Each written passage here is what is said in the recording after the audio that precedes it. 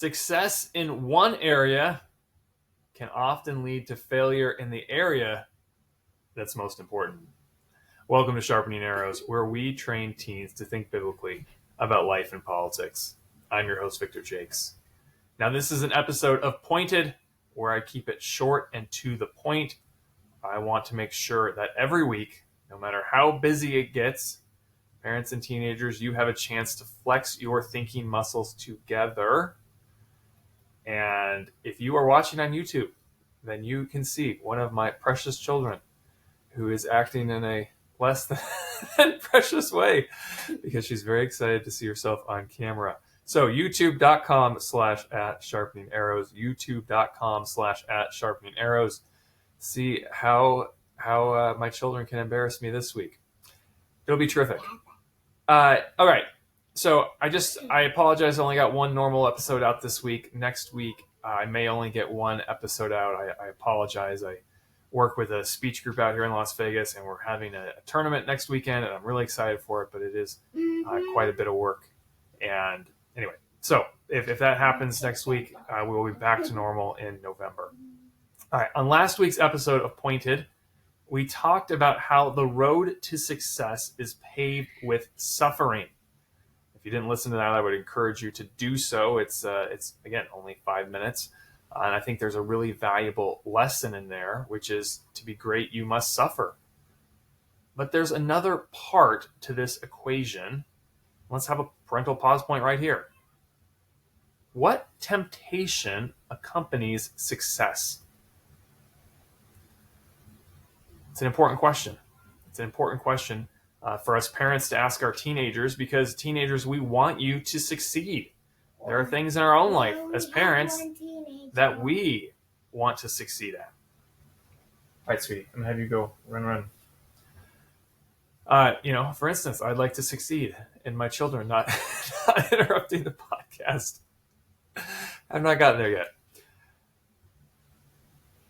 The temptation is pride, and it's you can see it all throughout the Bible. You can see it all throughout history. This is a quote from Pastor Chris Walker with Westminster Presbyterian Church in Lancaster, Pennsylvania. He is an incredible preacher. I have to be honest, his podcast is a little difficult to find. It's only on Spotify. And you have to look up Westminster Presbyterian Lancaster. And I know Chris, not because I am searching everything on Spotify, but because he's my good friend. I went to college with him. He was in my wedding, and I was in his wedding. And anyway, he is an excellent Bible teacher. And I was listening to one of his sermons, and he had this quote, and it just struck me. Success is often more dangerous to our spiritual well-being than difficulty. Success hides our dependence. Success masks our need to be dependent on the Lord. Such a good quote. I am going to say it again. Success is often more dangerous to our spiritual well-being than difficulty. Success hides our dependence. Success masks our need to be dependent on the Lord. It's easy when we've been successful to say, look at what I did. Look at my accomplishments, my wealth, my fame, my power. It's easy to forget that we are simply dependent on the Lord for those things. You see this in the life of some of the greatest men in the Bible, of King David, who after he was successful, didn't go out with the army, but was on the rooftop and then sinned with Bathsheba.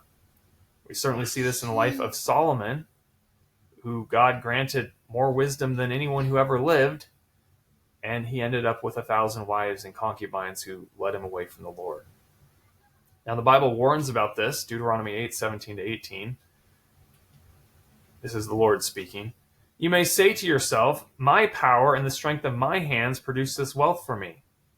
But remember the Lord your God, for it is he who enabled you, he who gave you the ability to produce wealth and so confirms his covenant, which he swore to your ancestors as it is today. So let's have this as our final pause point.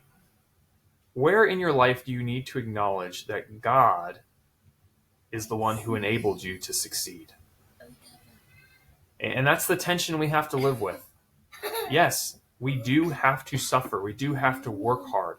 And parents, you know that we want to teach our teenagers that. But we also need to teach this second lesson. And teenagers, I hope you learn this second lesson, that if the Lord grants you success, the success is a gift from God. If you enjoyed this podcast, leave us a 5-star review and share it with your friends and Christian community. Be courageous like Charlie, stay sharp, and give God the glory. I'll see you next time.